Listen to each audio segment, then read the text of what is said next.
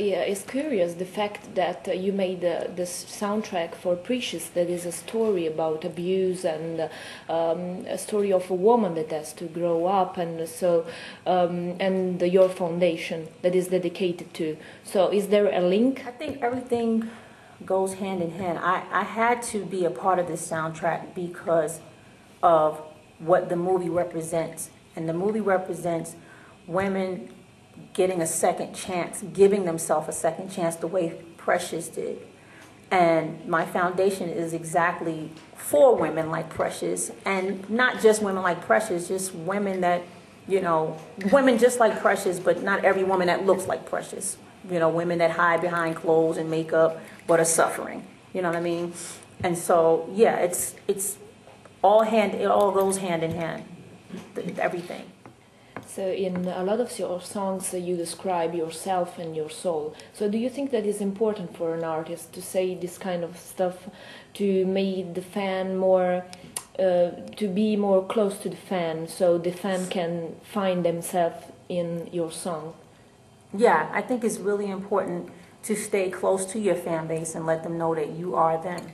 You deal with exactly what every other woman deals with, you know, monthly. You know, you're emotional just like her. You know, you deal with a lot, you know, a lot of the same stuff. It's important. We did a version of the song Each Tear with several different artists around the world, and you know, and so when we were doing the research about who we were going to use for this, we had to do research basically on who we were gonna use from over here. So basically, the label and us, we went on a search to find out who was the artist over here, and it was Tiziano. And so we did one in Australia with Vanessa Amorosi. We did one in Germany with artist from a band called Raymond, Jay Sean in London. And so we just did it with several different artists, and Tiziano is the man over here. So we wanted to do it with someone where people would be able to hear the song, and the message was so strong, we just didn't want people not to hear it. So that's why. On the Breakthrough album, we had covered a song with U2 called One, which is a rock and roll tune as well. And we were trying to figure out, for this album, we wanted to do the same thing, but you know, for international. We wanted to do something special, and we wanted to be rock and roll as well. And the goal was to just do Stairway to Heaven from Led Zeppelin. And that idea came from the CEO of Interscope, Jimmy Iovine, my husband, who's my manager, and myself, you know, having the last say in everything.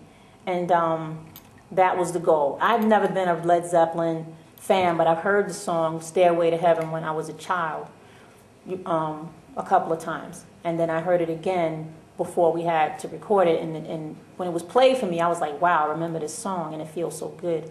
I really want to do this record right here.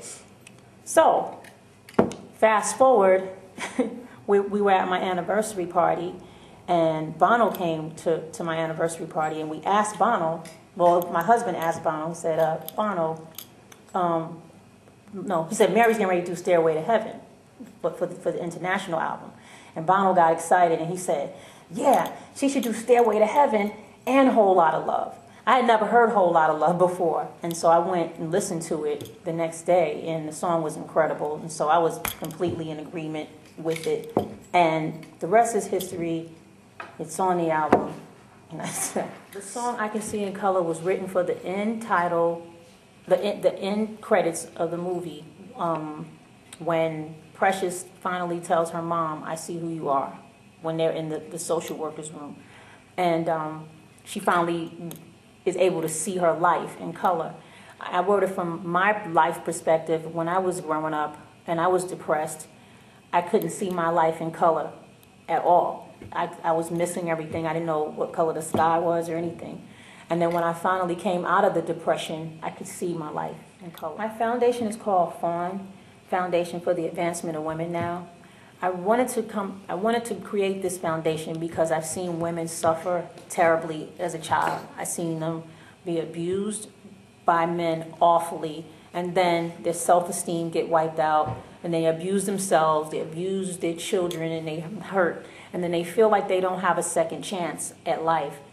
My goal was, as a child, when I was a child and I saw all this stuff, I said, I vowed to never see a woman ever hurt again in life.